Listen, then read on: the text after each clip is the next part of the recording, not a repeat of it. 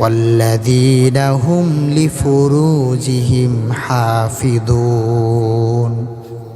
আল্লাহ তাআলা 4 নম্বর শর্ত দিয়েছেন, ওয়াল্লাযীনা হুম লিফুরুজিহিম হাফিযুন।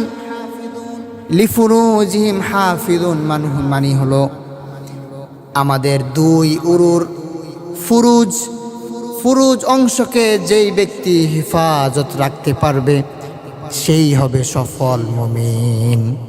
তাহলে বর্তমান বিজ্ঞানী প্রমাণ করছে আপনি যৌবনের হেফাজত না করলে আপনার দেহর সাথে অনেকগুলো ক্ষতি জড়িত হয়ে যাবে।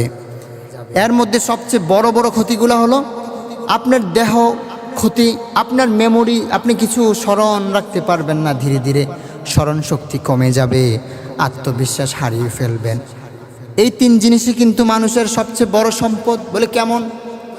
আপনি যখন আত্মবিশ্বাস হারিয়ে যাবে, আপনি একজন মানুষের সাথে আত্মবিশ্বাসের সাথে কথা বলতে পারবেন না, ধীরে ধীরে আপনি মানুষ থেকে সরে যাবেন। আপনার মেমোরি যখন লস হতে থাকবে, আপনি কোনো কথা বলতে গিয়ে মনে রাখতে পারবেন না, তখন আপনার মনে রাখার স্মরণ শক্তি যখন কমতে থাকবে, আত্মবিশ্বাসও তখন নিজে নিজে ধীরে ধীরে কমতে থাকবে। এবং দৈহিকভাবে যখন আপনি ক্ষতিগ্রস্ত হতে থাকবেন, তখন আপনি আরও পিছনে যাওয়া শুরু করবেন। আল্লাহ তাআলা এই কথাই 1400 বছর পূর্বে মুমিনদের জন্য শর্ত দিয়ে দিয়েছেন।